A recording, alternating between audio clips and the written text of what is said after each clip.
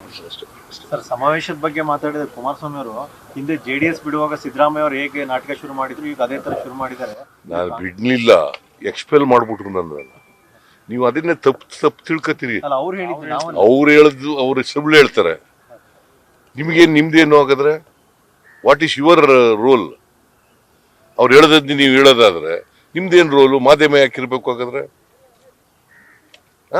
ಕೇಂದ್ರ ಮಂತ್ರಿ ನಾನು ಕೇಂದ್ರ ಮಂತ್ರಿ ಆಗ್ಬಿಟ್ರೆ ಸುಳ್ಳು ಹೇಳಿದ್ರೆ ಬರೀಬೇಕಾ? ಇಲ್ಲ ಸರ್, ನಾವು ಹಾಗೆ ಹೇಳ್ತಿಲ್ಲ ಸರ್. ಮತ್ತೆ ನೋಡ್ರಿ, I have been expelled from mister Deve Gowda.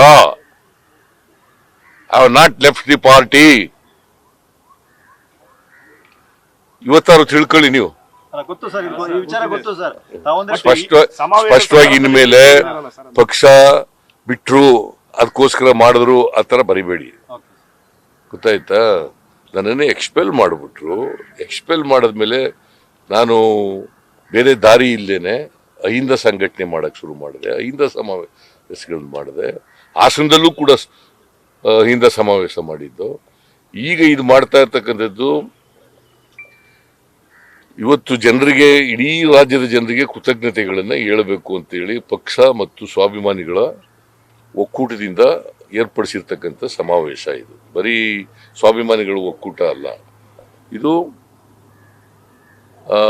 ಸರ್ಕಾರ ಮತ್ತೆ ಸ್ವಾಭಿಮಾನಿಗಳ, ಇದು ಕಾಂಗ್ರೆಸ್ ಪಕ್ಷ, ಪ್ರದೇಶ ಕಾಂಗ್ರೆಸ್ ಪಕ್ಷ ಮತ್ತೆ ಸ್ವಾಭಿಮಾನಿಗಳ ಒಕ್ಕೂಟ ಜಂಟಿ ಆಶ್ರಯದಲ್ಲಿ ನಡೀತಾ ಇರ್ತಕ್ಕಂಥದ್ದು.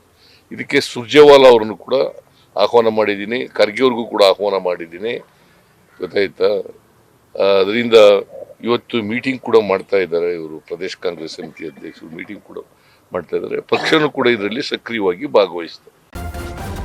ನ್ಯೂಸ್ ಫಸ್ಟ್, ನಿರ್ಭೀತಿಯಿಂದ ನಿಮ್ಮ ಪರವಾಗಿ.